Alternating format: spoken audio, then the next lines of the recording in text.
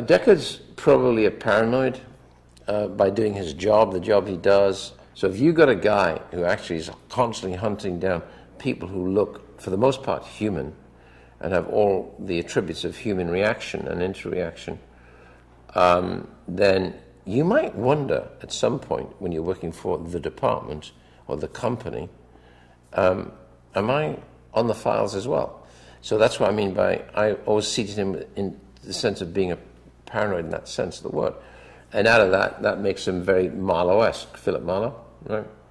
That qualifies him to be too much drinking, a depressive, a tough man, an even violent man, a man without relationships, and a man who's very much on his own. So he's not a particularly attractive guy to, follow around the movie, but that's what I had in my head, and nobody asked me, and so that's what I did.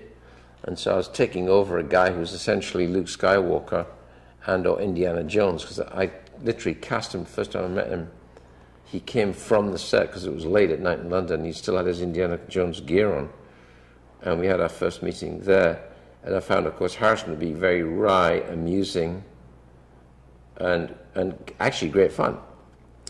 He was now going to play this rather dark Bogart character, and I think that's probably what it went against us initially, because by the time the film came out, Harrison was now established as going to be destined to be a big star, and mainly because of Indiana Jones, I think. People were confused by that and didn't expect heroes to behave like this. So we had a tricky opening.